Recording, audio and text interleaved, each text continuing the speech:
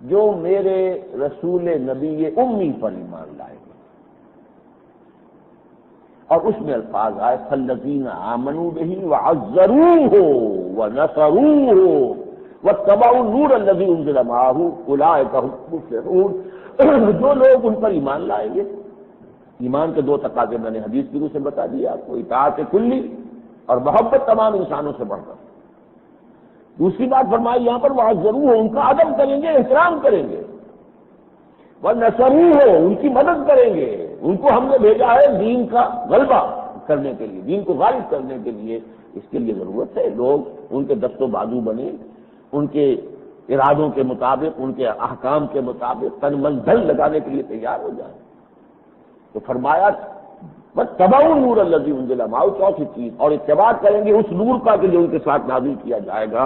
فاولئک هم المفلحون، تو وہ لوگ ہوں گے فلاح کامل حاصل کرنے والے، حقیقی فلاح حاصل کرنے والے. تو عزروہ، ادب، احترام. اسی ادب اور احترام کے لیے میں نے آج آپ کو سورہ الحجرات کی ابتدائی آیات سنائی. دیکھیے اسلامی ریاست یا اسلامی معاشرے کی دو بنیادیں ہیں، ایک قانونی، ایک جذباتی. قانونی بنیاد تو پہلی آیت میں آ گئی، یا ایھا الذین آمنوا لا تقدموا بین یدی اللہ ورسولہ واتقوا اللہ ان اللہ سمیع علیم.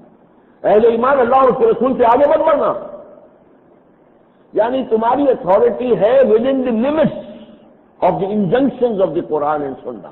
قرآن اور سنت کے احکام کے دائرے کے اندر اندر تم آزاد ہو، آگے نہ بڑھنا. تلک حدود اللہ فلا تعتدوها، تجاوز نہ کرنا ہے.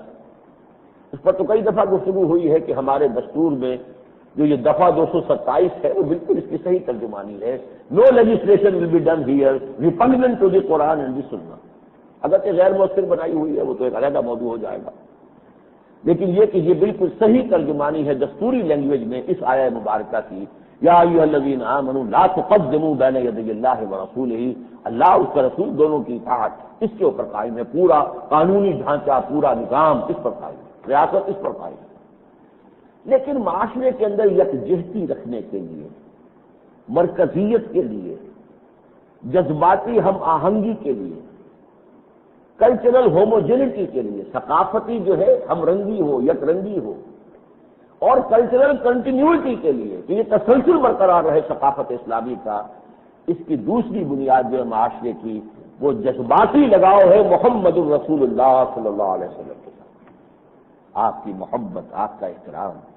یہاں آپ کی بات سامنے آ جائے، گردن جھک جائے، زبان بند ہو جائے، گفتگو ہو رہی ہے آپ کی اور آپ دلائل دے رہے ہیں کہ نہیں یوں نہیں یوں ہے، یوں نہیں یوں ہے، دوسرا سے دلائل دے رہا ہے. اچانک وہ کہتا نہیں میں تو اپنے حق میں حدیث رکھتا ہوں، یہ حدیث پیش کر رہا ہوں.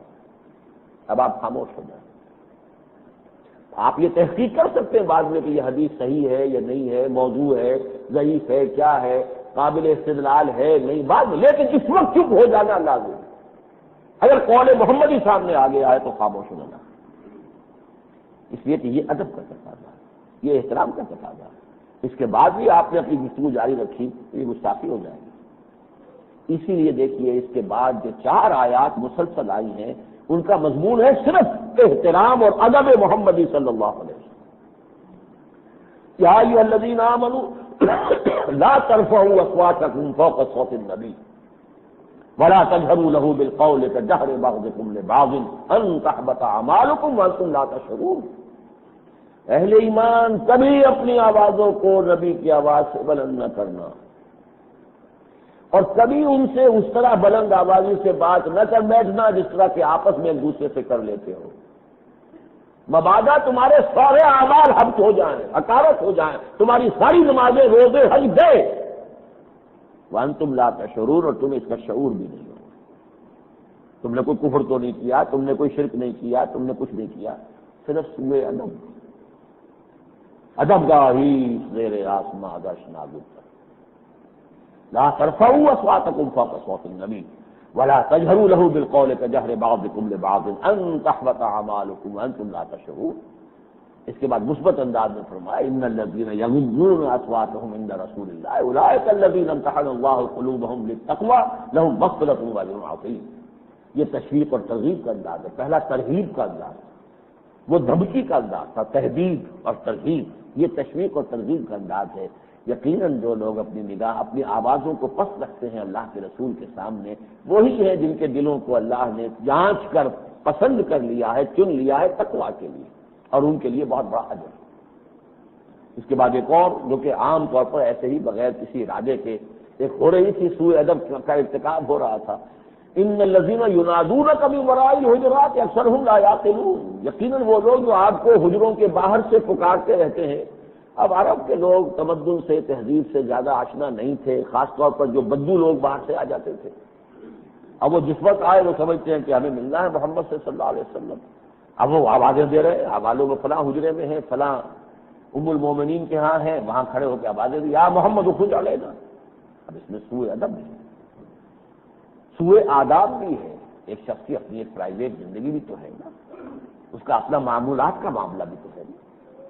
آپ سے اگر وقت طے ہوا ہے اور آپ آئے ہیں تب تو یقیناً آپ کو ریسیو کیا جانا چاہیے، لیکن آپ بغیر وقت طے کیے ہوئے آ گئے تو آپ کا یہ حق نہیں ہے کہ یقیناً وہ شخص آپ سے ملاقات کرے۔ وَإِذْ قِيلَ لَكُمُ ارْجِعُوا فَارْجِعُوا، اگر کہا جائے چلے جاؤ، نہیں ہم اس وقت مل سکتے، چلے جاؤ، لوٹ جاؤ۔ اس حوالے سے حضور کے ساتھ معاملہ اس سے دسگنا ہو گیا کہ عام آداب سے آگے بڑھ کر یہ تو گویا کہ حضور کی شان میں ایک طرح سے گستاخی بھی ہو رہی ہے۔ ان الذین ینادونک من وراء الحجرات اکثرهم لا یعقلون، بے شک وہ لوگ جو اے نبی آپ کو پکارتے ہیں حجروں کے باہر سے، ان کی اکثریت ناسمجھوں پر مشتمل ہے۔ یہ کوئی جان بوجھ کر نہیں کر رہے، یہ یوں سمجھیے کہ ابھی ان گھڑ لوگ ہیں، سویلائزڈ نہیں ہیں، اس لیے یہ کر رہے ہیں۔ وَلَوْ أَنَّهُمْ صَبَرُوا حَتَّىٰ تَخْرُجَ إِلَيْهِمْ، اور اگر انہوں نے صبر کیا ہوتا، انتظار کیا ہوتا یہاں تک کہ آپ خود ان کی طرف نکل کر آتے، جو آپ کا وقت ہے برآمد ہونے کا اپنے حجرہ مبارک سے، اس وقت وہ ملاقات کر لیتے، یہ ان کے لیے بہت بہت بہتر ہوتا۔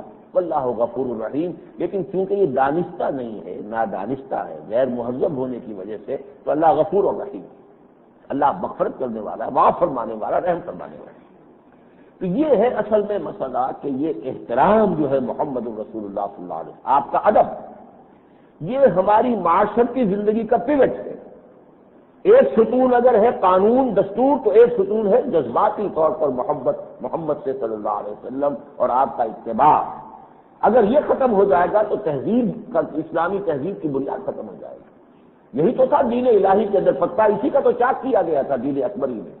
دین الہی بس اللہ کو مان لو، باقی یہ کہ یہ رسالت اس کی کوئی بات نہیں، جس کا نتیجہ کیا نکلا کہ امت محمد کا تشخص ختم ہو رہا تھا، جس کے خلاف پہ کھڑے ہوئے ہیں شیخ احمد سرہنگی رحمۃ اللہ علیہ، وہ ہند میں سرمایہ ملت کا نگہباں، اللہ نے بر وقت کیا جس کو خبردار۔ انہوں نے پھر اتباع سنت پر جو زور دیا ان کے مکاتیب کے اندر، جس قدر زور ہے واقعہ یہ کہ آپ تصور نہیں کر سکتے۔ معلوم ہوتا ہے کہ اسی کی انہوں نے لگا رکھا، اسی کی رٹ ہے، اسی کو دہرا رہے ہیں، ہیمر کر رہے ہیں، اور ان کے یہ خطوط ہیں اس وقت کے امرائے سلطنت، جو بڑے بڑے وہ منصبدار تھے، ان کے نام وہ خطوط ہیں۔ اسی طریقے سے یہ سمجھ لیجئے کہ قتل مرتد کا معاملہ بھی اگر توہین رسالت کا کوئی قانون نہ ہو تو اسلام اور پاکستان کے دشمنوں کو موقع مل جائے گا کہ ہماری معاشرتی زندگی، ہماری یہ ملی زندگی کا جو جذباتی مرکز اور محور ہے اس کو مجروح کر دیں، اس سے منتشر ہو جائے گا معاشرہ۔ یہاں یہ ساتھ ہی عرض کر دوں کہ یہی مسئلہ ہے، قادیانی فتنے کا سدباب کیوں نہیں ہو سکا؟ فتنہ روکا تو نہیں، چل رہا ہے، انڈر گراؤنڈ یہاں بھی کنورشن ہو رہی ہے، اب بھی ہو رہی ہے، پوری دنیا میں تو ان کا بول بالا ہے ہی ہے، ان کے جو ہے خطبے وہ جو بھی نشر ہو رہے ہیں سیٹلائٹ پر، کیوں ہے؟ پاکستان میں ہاف وے تو ہم چلے گئے کہ ہم نے انہیں غیر مسلم قرار دے دیا، امپلیمنٹیشن کے اندر ضروری تھا کہ قتل مرتد کی سزا نافذ کی جاتی۔ جو قادیانی ہوگا اب سے پہلے، قانون کے بننے سے پہلے جو تھے ان کو شمار کیا جائے گا، وہ تو غیر مسلم ہیں، وہ مائنورٹی، ہندو مائنورٹی اگر کوئی ہے، کوئی سکھ مائنورٹی، ایسے وہ بھی مائنورٹی۔ لیکن اب اگر کوئی قادیانی ہوتا ہے تو وہ مرتد ہوگا اور مرتد کی سزا قتل ہے۔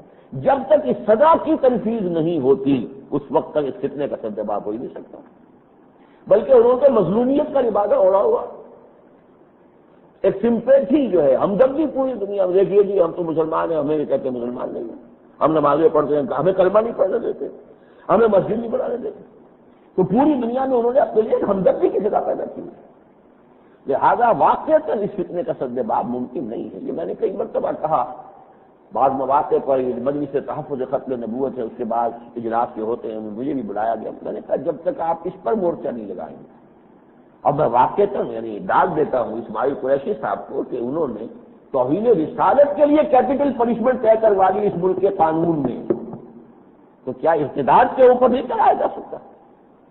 مرتد کوئی شخص ہو جاتا ہے، مرتد کی سزا جو ہے وہ تو صحیح اور صریح احادیث کے اندر ان کی سزا قتل ہے۔